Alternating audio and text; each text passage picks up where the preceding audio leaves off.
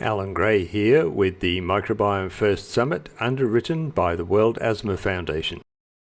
We're pleased to introduce our next speaker, Dr. Emma Hamilton-Williams. Dr. Hamilton-Williams is Associate Professor and Principal Research Fellow at the University of Queensland Diamantina Institute Faculty of Medicine. She recently conducted a clinical trial of a microbiome targeting dietary supplement aimed at restoring a healthy microbiome and immune tolerance with the ultimate aim of preventing type 1 diabetes. Today, Dr. Hamilton-Williams presents her session, Metabolite-based dietary supplementation in human type 1 diabetes is associated with microbiota and immune modulation. Dr. Hamilton-Williams, over to you.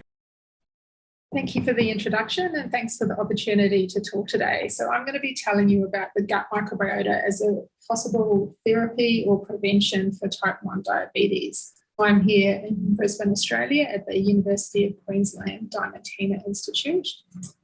Just a little bit of background about type 1 diabetes. So this is the autoimmune disease type 1 diabetes, and it's the rate of type 1 diabetes has been doubling approximately every 20 years since its really detailed records have been kept. Probably since the 1950s, since World War II, the rate has been increasing. So you can see some examples here of a few countries. So the highest incidence in the world are in Scandinavian countries. So Finland here is at the top, but it's really been quite wide, this effect in many populations that disease is increasing, and particularly in the developed world. Some interesting things about this is that the increase has been primarily in younger children. There's been an increase in those with a low risk genotype or low risk HLA having an increased incidence.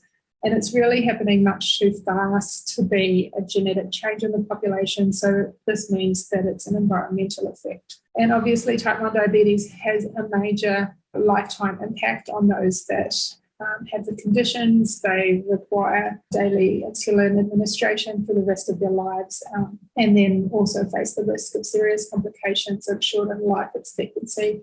So it's really important to try to find ways that we can work out how can we reverse this increased incidence. So how can we prevent the disease from ever happening in the first place, and maybe get the rate of disease back to the levels that it was 50 years ago, for example. And just a little bit of an overview of how the disease proceeds. Type 1 diabetes is really characterised by this idea that there's quite a long period of pre-disease where autoimmunity is occurring in the background before diagnosis. We have ideas at birth in the younger children, they have a genetic predisposition to type 1 diabetes, but they have a full complement of insulin-producing cells in the pancreas, the beta cells.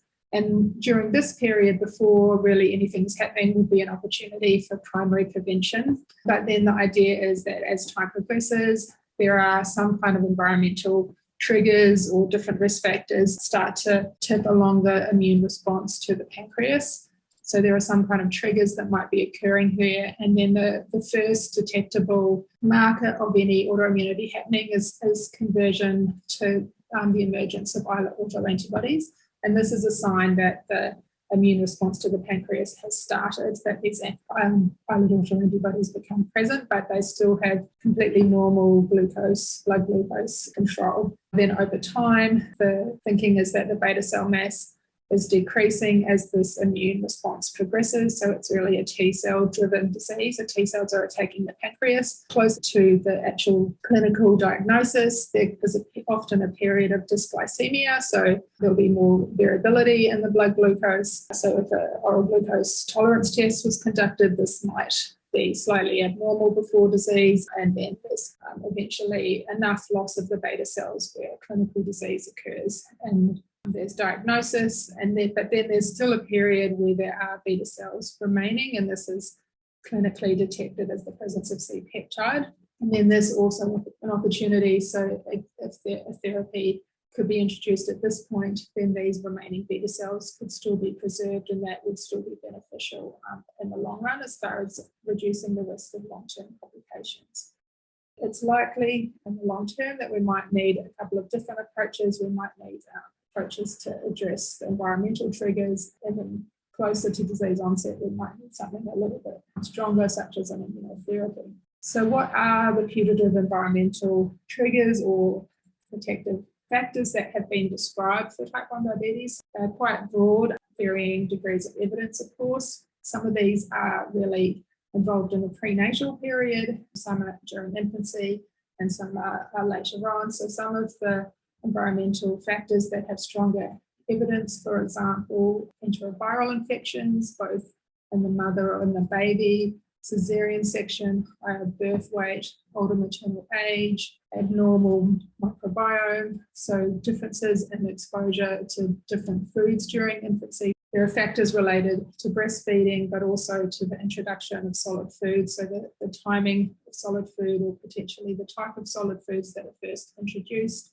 and infant weight gain, serious life events, stress, so the rate of weight gain across childhood is a factor, and then protective factors can include things like vitamin T intake, probiotics early in life, omega-3 fatty acids, and then again, factors related to the timing of infant diet, or breastfeeding, or introduction of solid food.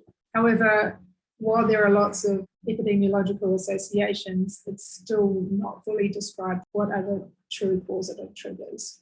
The way that we see it in our lab, or the different places that we're looking at investigating. So we have the idea that there are these various epidemiological factors or various risk factors that include things like infant diet, factors from pregnancy and infection impacting the host, and that the nexus of where these may be interacting could be the gut microbiota.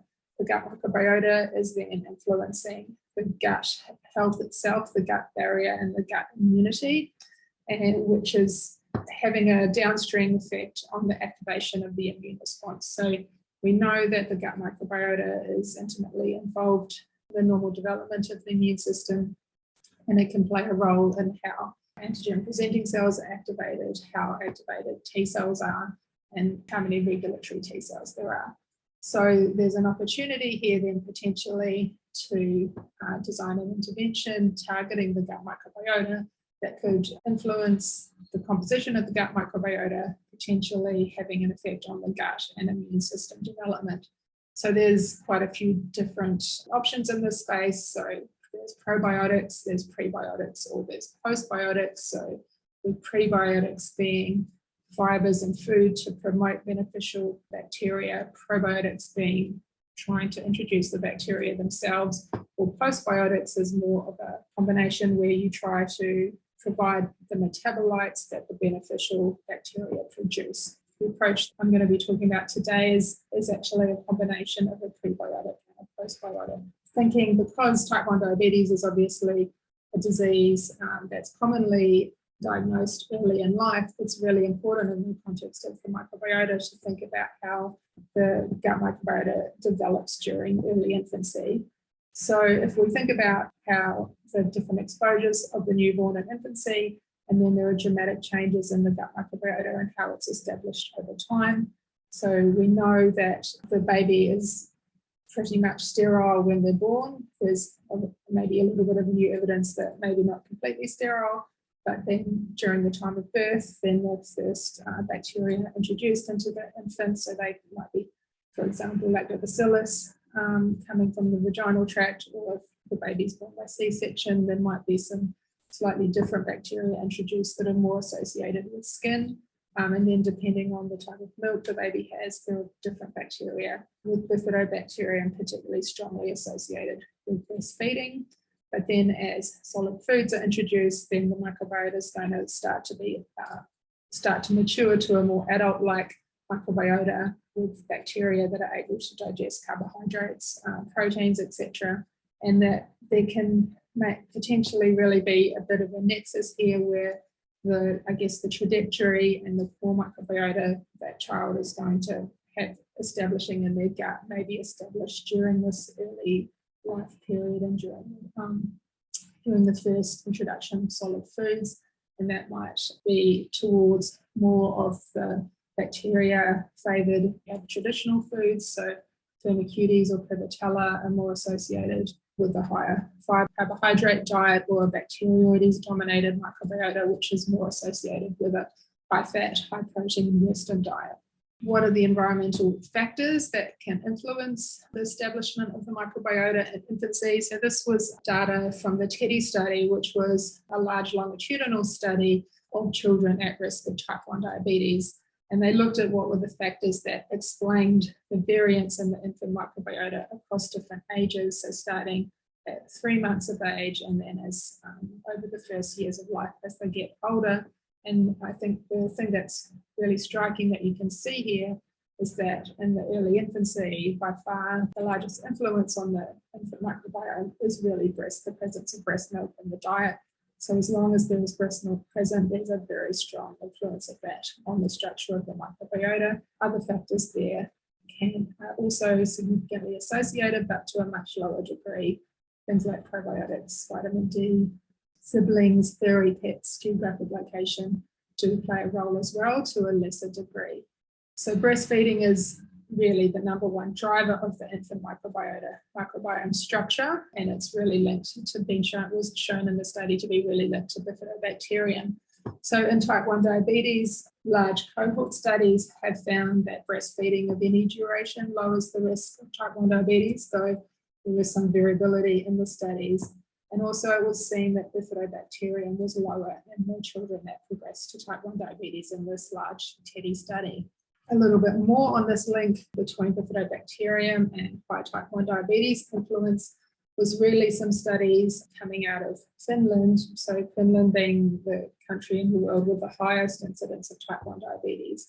And to explore this, they compared the microbiota in infants and children from Finland or in nearby part of Russia or in Estonia. And the point being that the population of these countries genetically, as far as their HLA risk for type 1 diabetes, was quite similar. So their HLA risk, you can see the HLA risk of the three countries here, whether they have a high, a moderate, or a lower risk of the genes that give you predisposition to type 1 diabetes. And so they were similar, even though Finland has the highest incidence of type 1 diabetes and Russia has a much lower incidence. So you can see down here the prevalence of seropositivity for type 1 diabetes in the higher risk country was much higher in Finland than in Russia.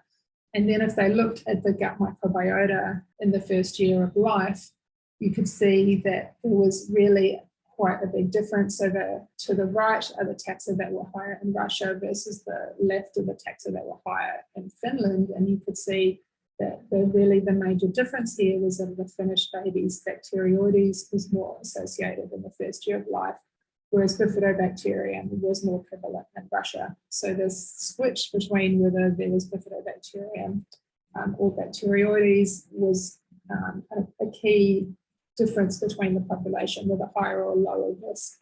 Of note, however, there wasn't actually a difference in the rate or duration of breastfeeding in these two populations. So it suggests that there was still breastfeeding, but for some reason in this particular population with a high type 1 diabetes incidence, there was a change in the species of bacteria that are potentially utilizing the breast milk. So this may be related to T1D risk. And another study, again, looking at this early infancy period and children at risk of future type 1 diabetes or not, was called the baby diet study. And here they looked at babies at 6 months of age, which they knew then either went on to develop pilot autoimmunity or not, so high risk and low risk children of developing pilot autoimmunity, and looked at the populations of microbiota at the 6 months of age. They found that within the babies, there were 3 clear clusters of children based on their microbiota, and these clusters were correlated with diet. So the blue cluster, the C1 cluster, those were the children that were still being exclusively breastfed, and their microbiota was correlated with bifidobacterium. And then there was the red cluster, the C2 cluster, with the babies that were on a transitional diet at this point. So they'd started to have either a mixture of breast milk and formula or starting to have solid foods introduced. And then the yellow cluster, the C3 cluster, were the children that had the most complex diet introduced. So they were already having 5 or more food types, including meat. They had the most, adult-like diet. And then that was, so the C3 cluster was associated with Bacteroides, whereas the transitional diet was associated with Ruminococcus and Akkermansia populations. So suggesting then that the early infant diet was potentially pushing the children down to whether they were moving to more this kind of Western diet Bacteroides type population or the Ruminococcus Firmicutes dominated population. And then as far as the relationship with the risk of type 1 diabetes, the C3 cluster had an increase in those children that had the future islet antibody development. So the higher risk of future autoimmunity and diabetes was then associated with this Bacteroides cluster. And then this cluster also had a decrease in bacteria containing butyrate pathway genes. So butyrate being an important metabolite produced by bacteria from fermentation of fibre. This is really kind of a key concept here, that one, the early life diet may be setting up the establishment of the microbiota, that this is related to risk of type 1 diabetes, and potentially this is related to short-chain fatty acid production. A little bit more about what are the kinds of changes in the microbiota that have been observed in type 1 diabetes, and do they actually occur before disease onset or not. So there have been quite a lot of studies in this regard, and this is just showing a couple of examples here. And the left was a cross-sectional study where they compared individuals who were healthy, had new onset type 1 diabetes, or again those in the pre-diabetes period, so those that had converted to become seropositive to have autoantibodies, or so these are siblings that remain seronegative, and there it could be seen with a multivariate analysis, there's a difference in the microbiota populations between the healthy, the new onset, or the high-risk individuals. The type 1 diabetes microbiota was moving towards Bacteroides here. And then this is a second study where they looked longitudinally over time from birth as the children aged to and the yellow in the middle was the window where some of the children developed islet autoantibodies, and then the yellow part at the right side is the window where some of the babies were diagnosed with diabetes. And in this study, it could be seen, so they're looking at alpha diversity amongst the population, and you can see that in those children that went on to be diagnosed with type 1 diabetes, that there was a drop in diversity amongst the microbiota with age as they got closer to disease. So these studies all show this change in composition of the bacteria, that there are different types of bacteria present associated with the risk of type 1 diabetes. So what we want to try to move towards is to understand more what is the function of the microbiota that might be different, or how is this affecting the relationship, the functional relationship with the host when you have these changes in the microbiota. So we use a little bit of a different approach to try to understand this, and we do something called metaproteomics. So this is where and this is proteomics, so this is proteomics from stool samples. So the idea is that within the stool samples, normally we take these samples to sequence the bacteria, but we also sequence all the proteins that are present. And amongst these proteins in these samples, there are the bacterial proteins, but there are also all the proteins from the host. And these are coming from both the gut and from the pancreas, from the pancreatic digestive juices and enzymes that are coming down. So in type 1 diabetes, this offers us an opportunity then to find out a little bit about the function of the pancreas, but also the function of the gut epithelia, because we see many proteins from the epithelium and from the mucin layer coming out in the stool. So we did this in a cohort of subjects who either had type 1 diabetes, or who were autoantibody positive, or who were control subjects, or low risk that didn't have islet autoantibodies. And we could see in the proteins in the stool that they could actually discriminate the groups. So New onset subjects differed from the healthy, and the antibody positive subjects were somewhat more intermediate, and this was highly significant. But the interesting thing was that the types of proteins that were driving these changes were, one, proteins coming from the pancreas, so involved in the exocrine function. So exocrine pancreas proteins were higher in the healthy subjects and lower in the type 1 diabetes subjects. Then we also found some markers potentially of inflammation. So galectin-3 and fibrilin-1 were two that were higher in the type 1 subjects. And then we had proteins that were lower, that were related to the mucin barrier, and the proteins that are very highly expressed within the mucin, so CLCA1 and the IgA antibodies were lower in those in the children that were at risk of type 1 diabetes.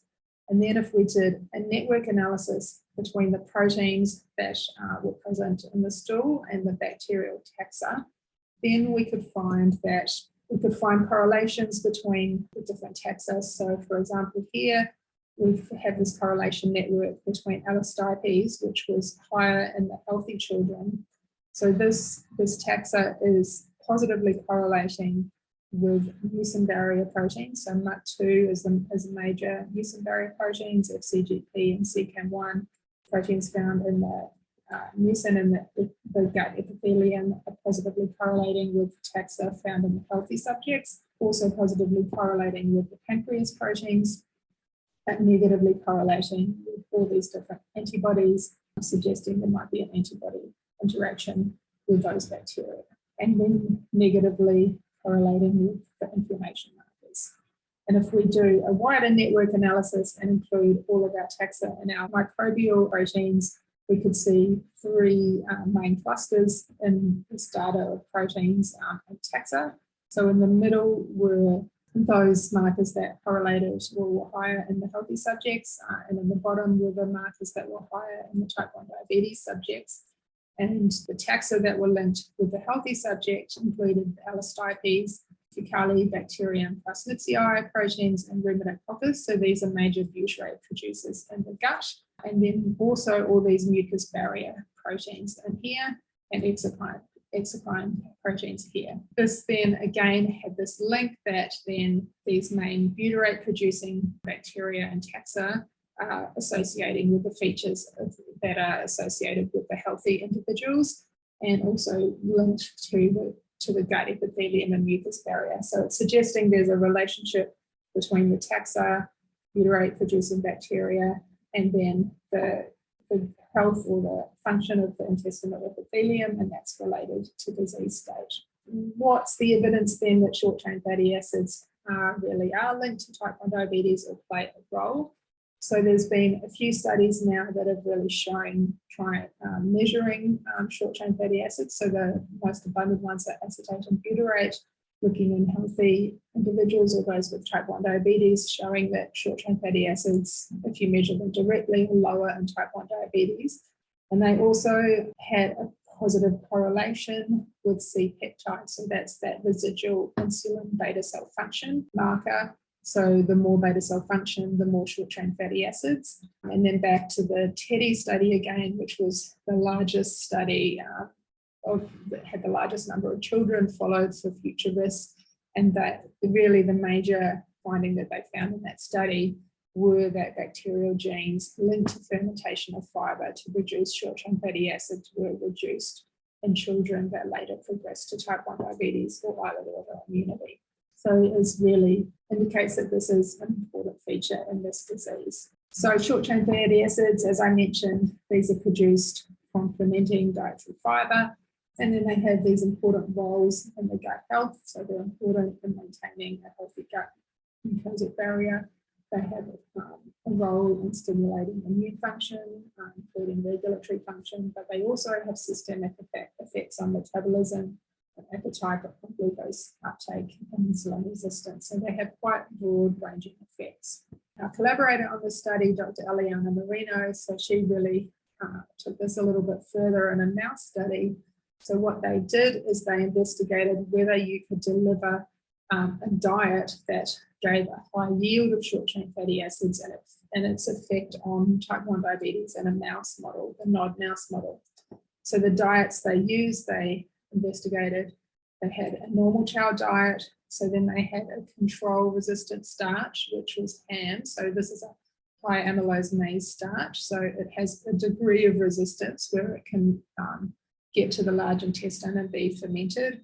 Or they had hams that was modified by acetylation, that's called HAMS A, hams modified by butyrylation, HAMS B, or a combination of HAMS A and B. And if these diets are fed to the mice and then you measure the short-chain fatty acids in the stool, then you can see here this effect that the HAMS A diet hugely increases the acetate release or abundance in the stool. The HAMS B diet increases the butyrate as expected. There's a slight effect on propionate as well because the different short-chain fatty acids can be interconverted, or the HAMS itself can also be fermented to produce some short-chain fatty acids. But you can see then that these diets yield these large amounts of either acetate or butyrate by the microbiota. And then if they fed these diets to the mice and followed the disease incidence, this is the percent of diabetes-free mice. So the mice on the normal chow diet, so the normal mouse feed, have a high rate of diabetes over time. So then this is significantly delayed or reduced in those mice fed the HAMS B and or the HAMS A diets alone. But most strikingly, the mice that were fed a combination of the HAMS A and HAMS B were almost completely protected from type 1 diabetes. And then this disease protection was associated with a number of changes in the immune markers. So these mice had an increase in regulatory T cells, a decrease in islet-specific effector cells, and they had a reduction in co-stimulatory marker CD86, which is an important activator of the immune system, particularly on B cells. So this was where we came in a large collaboration with several other investigators to do an initial pilot to see whether this is an approach that might have possibility for use in human type 1 diabetes. So what we've done is conducted a pilot study of using the HAMS AB as a dietary supplement in adults with established type 1 diabetes. So it was a pilot, it was a single-arm study using the acetate and butyrate containing starch. And the primary objective was to understand the feasibility and the safety and tolerability of using this in those with type 1 diabetes. So to see if there's any impact on their safety factors on their glucose control, for example, and then with exploratory measures to look at the changes in the microbiota or the immune system markers. What was the study? So it was this combination mixture of HAMS A and B. So the format is that it's delivered as a powder, and then this can be either mixed in with food, with hot or cold food, or it can be mixed into a drink and then incorporated into the normal diet. The participants in the study took the HAMS AB twice a day, 20 grams in the morning and 20 grams in the evening for 6 weeks. And so they had a period of ramping over the first week where they ramped up the dose so that they had 10 grams per day for 2 days, then 20, then 30, then 40 grams, the maximum dose. And then there was an option if they were unable to tolerate the increased dose, then they could drop down to a lower dose, or they could stay on a half dose for the duration of the study if they were having issues with tolerability. And then the study visits, so the main visits where we had a baseline visit, 3 weeks, 6 weeks, and then a follow-up visit at 12 weeks.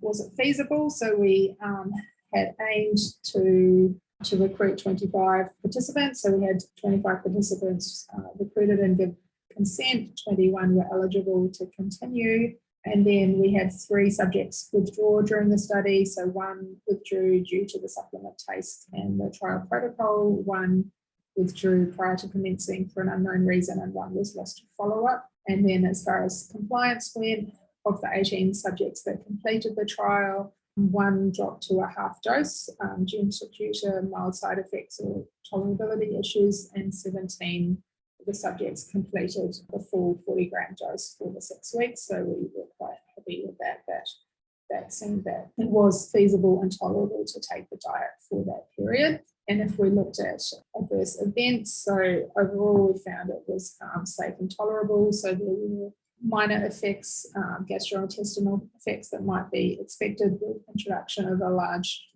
increased amount of fibre. These were mostly resolved within the first 1 to 2 weeks and generally considered mild or unrelated to the diet. So we administered a couple of questionnaires over the study. So they did a gastrointestinal quality of life questionnaire and a diabetes specific questionnaire. And overall, these both found that there was an improvement, a self-reported improvement in their quality of life based on these 2 questionnaires. So there certainly wasn't any decrease. There was, and by the end of the study, they were back to the same as baseline. So what about the increase in short-chain fatty acids that we had been seeing before in the mouse study? Did we also see this in the humans? So yes, we did.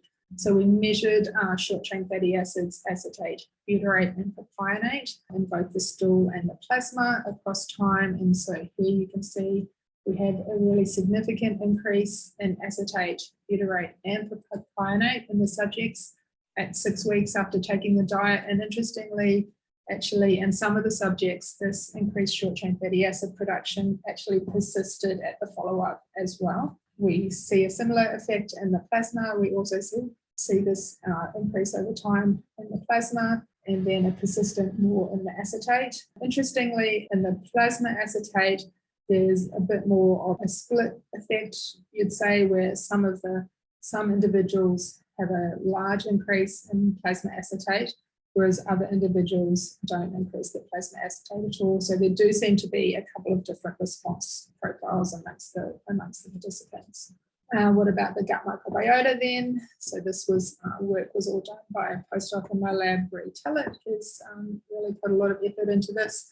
So we did metagenomic profiling of the gut microbiota across time in those adults taking the diet. And there was a highly significant change in the composition of the microbiota at 6 weeks. So you can see here in this PLSDA plot, the baseline is orange, the 6-week is blue. This is very significant. And then there's a significant change back at 12 weeks. Baseline and 12 weeks, the PLSDA can separate them, but that wasn't significant. If you look at the individual taxa, that changed across time at the family level here, the genus level, and the species level. We can see that the species that had the largest increase were really Parabacteroides, unclassified or Discusonus. There were some increases in Bacteroides. And then Bifidobacterium was another one of interest that had a trend to increase at 6 weeks, and then it had a significant decrease when they went off the diet. So a number of taxonomic changes induced or following taking the diet. If we looked from the metagenomics at the functional potential or the functional pathways encoded in the metagenome, these also were significantly altered at 6 weeks, even to a larger extent than the taxa. So there were 48 functional pathways that were significantly altered at 6 weeks, and they go back to baseline again at 12 weeks. So the kind of take-home message of the pathways that change, so we really see an increase in glycolysis. We see an increase in fermentation. This is actually homolactic fermentation increases at 6 weeks, and they actually go more back towards fermentation to produce butyrate at 12 weeks. So then the bacteria that are increasing, they're not actually increasing the bacteria fermenting short-chain fatty acids themselves. They're more increasing the bacteria that are utilizing the short-chain fatty acids, and then they go back to producing it again after the diet stops. We see a lot of cofactor, so B vitamin production and nucleotide biosynthesis. So these are related pathways, and amino acid biosynthesis increases, and then carbohydrate degradation goes down. These are really consistent with studies that have showed that if you, for example, feed acetate and give a lot of acetate, you drive this acetate switch where you get this glycolysis, B vitamins, amino acid production, and utilization of short-chain fatty acids. So what about the immune system? In the mouse, you'll remember that there was an increase in a more tolerogenic or regulated immune markers. There were some changes in B cells and T cells and regulatory cells. So we studied PBMC in the participants after the diet. This was in collaboration with Professor Barbara Fazekas and Helen McGuire in Sydney using a mass cytometry platform. So with this platform, we can use a large panel of markers at once. So we could look at 38 markers in the immune system, and these were directed to look at antigen-presenting cells and T cells mainly. Looking at the PBMC markers, so this is looking at the percent changes in populations of subtypes of populations across time. And here we again could see a very significant change across time. Interestingly, the largest change was actually from baseline to 12 weeks, with the 6 weeks time point having an intermediate level change. And then if you look across all the individual populations that change across time, then you can really see that it would seem that markers that would change a little bit at 6 weeks and then more at 12 weeks. So there was kind of a progressive change across time rather than switching to one and then going back, that they kind of progressively changed. At the top here were T cell markers. So in general, what happened with the T cells is we saw a decrease in naive T cells and central memory T cells and an increase in effector memory populations. This was within the CD4 cells, regulatory T cells, and the CD8 T cells.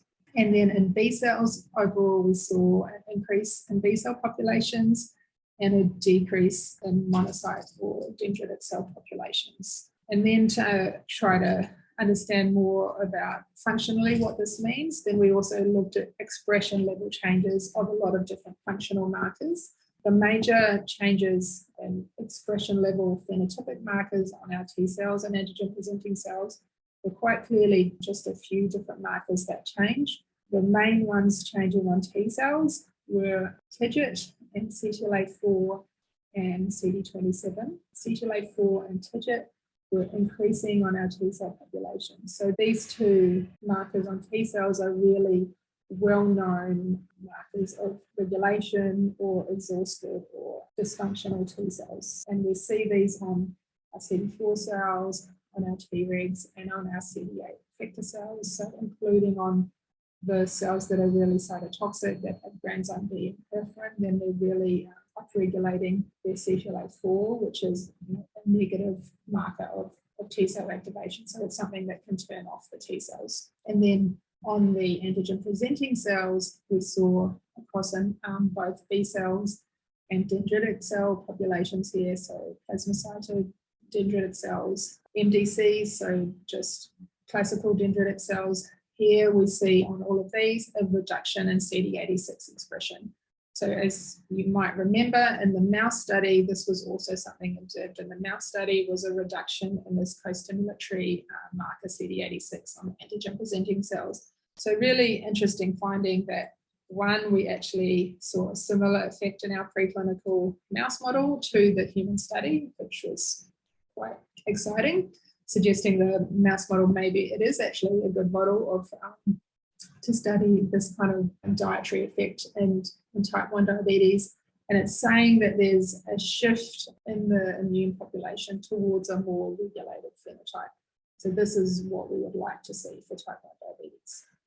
All right, so what about glycemic control? Was that altered by the diet? So if you remember, they only took the diet for 6 weeks, so it would be quite unexpected in that short period to really see any major changes on glucose control, and that's what we saw. We didn't see any change in glycemic control from the diet. So HbA1c is a measure of glycated hemoglobin, so it's a surrogate marker for average glucose control over the previous 3 months. It trended to go down a bit at 6 weeks, and then it had a kind of a significant bounce back at 12 weeks, but no change from baseline. If HbA1c goes down, that's a good thing, basically. Then the same with insulin requirements. There was no change in those over time either. So we also had the subjects on continuous glucose monitoring as well, and they also didn't change over time. So the continuous glucose monitoring can give us time and target glucose range. So more time above range is bad. It means higher glucose, or below range means that we're going low. Variability would also be not good. So there were no changes in any of those or in the daily blood glucose. But what we could see is some interesting correlations between glycemic control and the markers that did change after the diet. So particularly we looked to see if there were correlations between the short-chain fatty acid production and our glycemic variables. Really, the quite interesting thing here you can see is particularly butyrate. So this is plasma butyrate or stool acetate.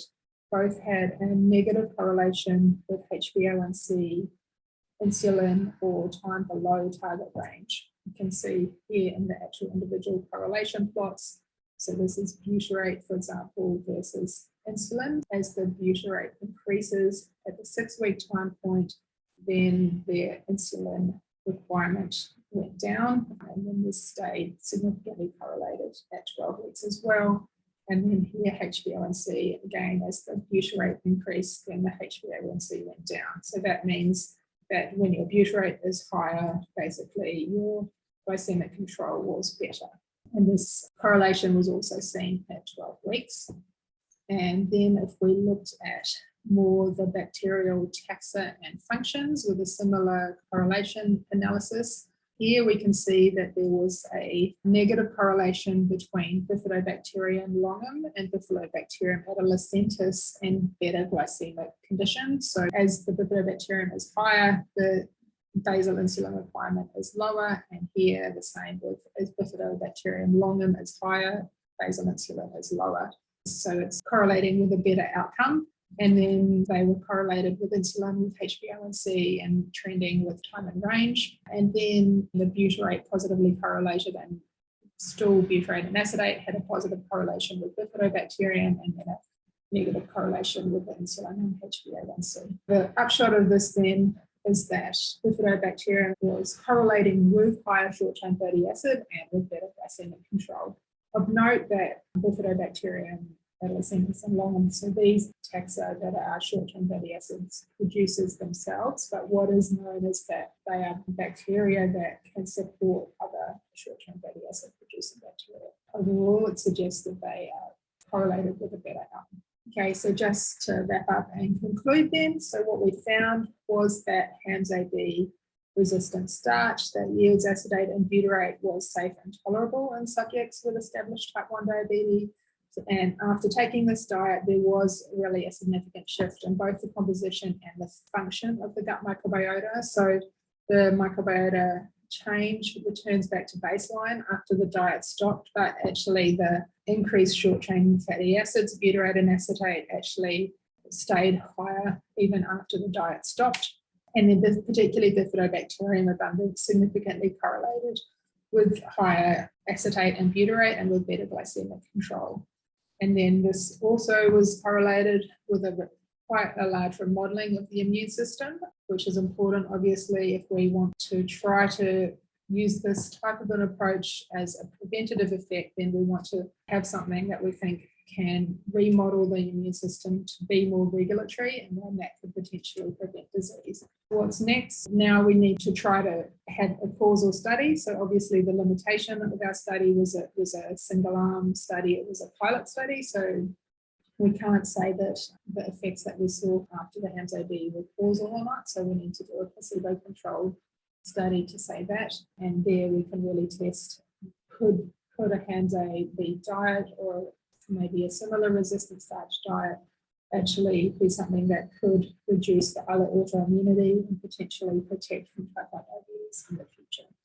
So a lot of work to be done still, but quite excited that it looks quite promising. Just to thank all of the many people that were involved in this study. So in my lab, particularly Bree Tillett, really drove all of the data analysis together with Vivian Zhang. And then this was a great collaboration with many investigators. So particularly Aliana Marino at Monash in Melbourne, Kirsty Bell ran the whole study, Barbara and Helen did the immune marker analysis, and Sonia was involved in some of the work that I didn't show you, and Esteban Gerzov in Brussels as well was involved in the overall initiation and planning of the study.